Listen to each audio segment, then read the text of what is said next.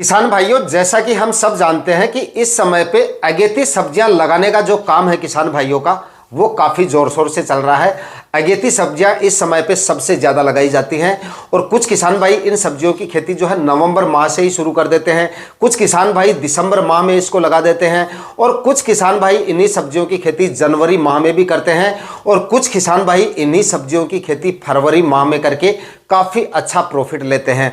लेकिन काफ़ी किसान भाई ऐसे भी हैं कि इन्हीं सब्जियों को लगाकर और फेल हो जाते हैं, उतना अच्छा मुनाफा नहीं निकाल पाते हैं। एक सब्जी फसल को लगाकर एक किसान लाखों में कमाता है, वहीं पर कुछ किसान ऐसे भी हैं जो इन सब्जियों को लगाकर एकदम अपना जो खर्चा है वो भी ठीक से नहीं निकाल पाते हैं और अगर खर्चा निकाल भी लेते हैं तो प्रॉफिट उतना ज़्यादा निकल के नहीं आता है जितना ज़्यादा प्रॉफिट उनको मिलना चाहिए। यानी कि आप ये कह सकते हैं कि काफ़ी किसान भाई ऐसे भी हैं जो इन्हीं सब्जियों की खेती करके और फेल हो जाते हैं अपनी ही कुछ गलतियों के कारण। कुछ कारण ऐसे हैं जिनकी वजह से आप सब्जियों की खेती कर तो लेते हैं लेकिन सफलता आपको नहीं मिल पाती है। तो कौन कौन सी गलतियां आपको सब्जियों की फसलों में नहीं करनी है, कौन कौन सी सावधानियां रखनी है, फेल होने के क्या कारण हैं, क्योंकि सब्जियों की फसलों से एक ही फसल से एक किसान लाखों में कमाता है और दूसरा किसान उसी फसल में फेल हो जाता है। क्या कारण है, कौन कौन सी सावधानियां रखनी है, पूरी जानकारी आज के इस वीडियो में आपके साथ शेयर करूंगा, इसलिए वीडियो को लास्ट तक देख लेना है और वीडियो अगर अच्छा लगे तो वीडियो को लाइक शेयर करके चैनल को सब्सक्राइब जरूर कर देना, क्योंकि इसी तरह के वीडियो आपको इस चैनल पे मिलते रहते हैं। नमस्कार दोस्तों, मेरा नाम है सुरेश और आप देख रहे हैं खेत किसान झुंझुनू। तो दोस्तों, इस वीडियो में मैं आपको 3-4 ऐसे कारण बताऊंगा जिनकी वजह से किसान भाई सब्जियों की खेती में फेल हो जाते हैं, अच्छा प्रॉफिट नहीं ले पाते हैं और मेरा यह मानना है कि यही वो कारण है जिनकी वजह से सबसे ज़्यादा किसान भाई सब्जियों की फसलों में फेल होते हैं। इन्हीं की वजह से उन्हें अच्छा प्रॉफिट नहीं मिल पाता है। अगर आपने ये सुधार कर लिया तो यकीनन आप सब्जियों की फसलों से, चाहे आप किसी भी तरह की सब्जियां लगाएं, अच्छा प्रॉफिट निकाल पाएंगे। तो देखिए, पहला जो कारण है वो तो मैं आपको सिंपल सा ऐसे बता देता हूं, बाकी इसको मैं उतना ज़्यादा बड़ा नहीं मानता हूं, फिर भी आपको जानकारी के लिए बता देता हूं कि फसल के बारे में सही जानकारी अगर आपके पास नहीं है और उस फसल का अगर आप चुनाव कर रहे हैं तो इसकी वजह से आपका उत्पादन जो है उस फसल का डाउन रह जाता है। लेकिन इस कारण को मैं उतना ज्यादा बड़ा नहीं मानता हूं, क्योंकि ऐसी कोई फसल नहीं है जिसके बारे में आपको आजकल ऑनलाइन जानकारी नहीं मिल जाती हो। यूट्यूब पे एक एक फसल के हजारों वीडियोज पड़े हैं जिनमें आपको हर फसल की जानकारी मिल जाती है। या फिर अगर कोई किसान भाई ऑनलाइन इन सब्जियों की जानकारी नहीं भी लेता है और किसी फसल का चुनाव अगर वो कर भी लेता है, बुआई कर भी देता है और जानकारी के अभाव के कारण उत्पादन अगर उसका डाउन रह जाता है तो अगली साल उसका उत्पादन बढ़ जाएगा। एक साल में उसको जानकारी हो जाती है, हर फसल की रोग बीमारियों की भी जानकारी हो जाती है, बीज की भी जानकारी हो जाती है, लगाने का तरीका भी समझ में आ जाता है। एक साल कम हो जाएगा उत्पादन, अगली साल निकल जाएगा। ये इसको मैं उतना ज़्यादा नहीं मानता हूं। लेकिन सबसे बड़ा जो कारण होता है, मैं ये मानता हूं कि 3 ऐसे कारण हैं जिनकी वजह से किसान भाई सबसे ज़्यादा फेल होते हैं। दोस्तों, इसका सबसे बड़ा और सबसे मुख्य कारण यह है कि जब तक आप अपने एरिया और अपनी मंडियों को ध्यान में ना रखते हुए सही समय पर सही फसल का अगर चुनाव नहीं करोगे तब तक आप सब्जियों की फसलों से अच्छा प्रॉफिट नहीं निकाल पाओगे, क्योंकि मंडी भाव आपको अच्छे नहीं मिल पाएंगे अगर आप सही समय पर सही फसल का चुनाव नहीं करते हो।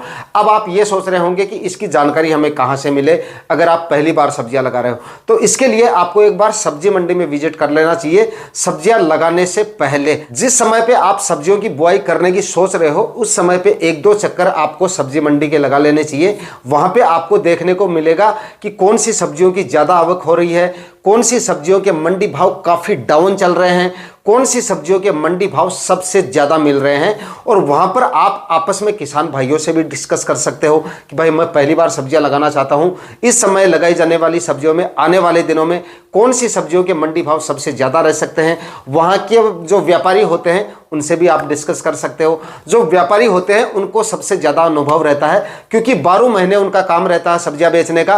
और जो बाहर से सब्जियां मंगाई जाती हैं उनके बारे में भी उनको पता रहता है कि कौन सी सब्जियां लोकल से ज्यादा आती हैं, कौन सी सब्जियां बाहर से ज्यादा मंगाई जाती है।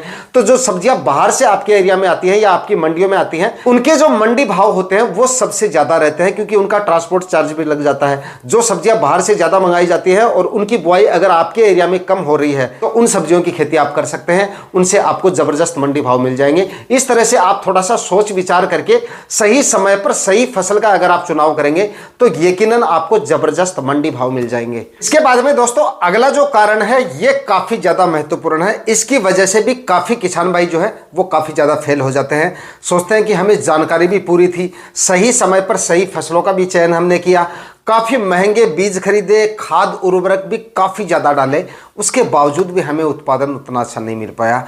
तो इसके कारण होता है कि आपके खेत की जो मिट्टी है ना, उसकी डिमांड के हिसाब से आपने खाद उर्वरकों का चयन नहीं किया।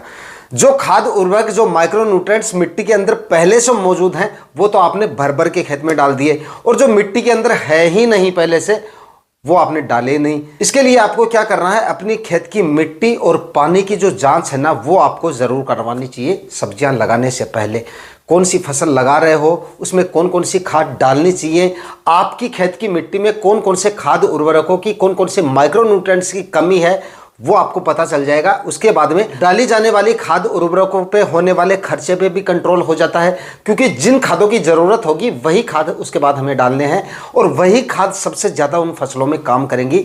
इस वजह से भी काफ़ी ज़्यादा किसान फेल हो जाते हैं, क्योंकि उनको पता ही नहीं होता है कि हमारे खेत की मिट्टी में कौन सी खाद और माइक्रो न्यूट्रिएंट्स की कमी है, कौन सी हमें डालनी है, कौन सी नहीं डालनी है।